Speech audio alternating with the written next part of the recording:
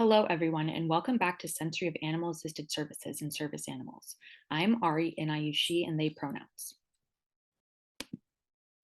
Today, we are going to talk about literature support for equine-assisted services.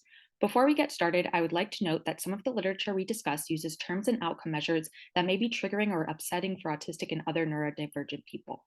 I want to emphasize that the Deaf Autistic OT and I support neurodiversity affirming research and clinical practices. Most current available research related to autism and neurodiversity is run and published by neurotypical people and is neither accepting of nor affirming of neurodiversity. Please keep this in mind as we go through the research articles today. In a single group non-randomized study, 6 autistic children between the ages of 5 years old and 12 years old participated in weekly 45-minute hippotherapy sessions. The participants were assessed before and after the 12 weeks of hippotherapy with the Vineland Adaptive Behavior Scales 2 and the Child Activity Card Sort.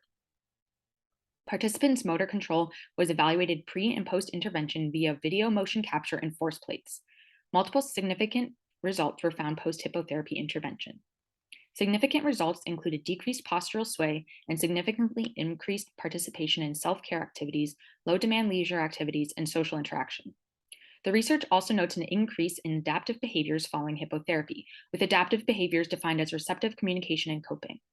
Although the study has a small sample size and is not explicitly neurodiversity affirming, it does provide evidence that equine-assisted services can positively affect the physical, mental, and emotional well-being of autistic children.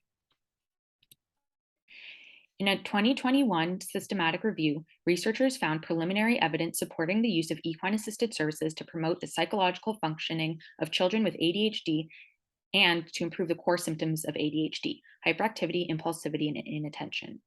This study considered a total of 24 articles regarding the use of equine-assisted services as treatment methods for children ages 6 to 18 years old diagnosed with ADHD.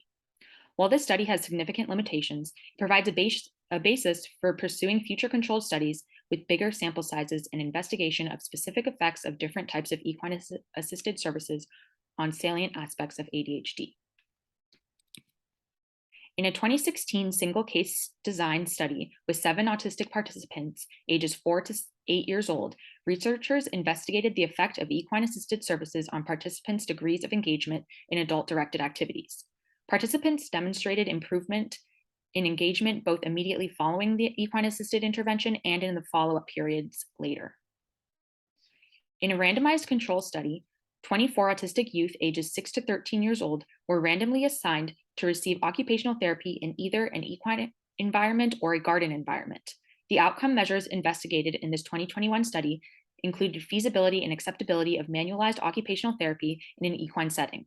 The results of the study indicated that manualized occupational therapy in an equine setting is feasible as well as acceptable to therapists and parents, with both therapists and parents rating high satisfaction with equine-assisted occupational therapy. A 2019 systematic review and meta-analysis investigated 15 studies regarding the effects of equine-assisted services on various outcome measures for 390 autistic children ages 3 to 9 years old. This study found that participants demonstrated improvements in socialization, engagement, maladaptive behaviors, and problem solving following the equine-assisted interventions. I'd like to note that this study did not explicitly define maladaptive behaviors.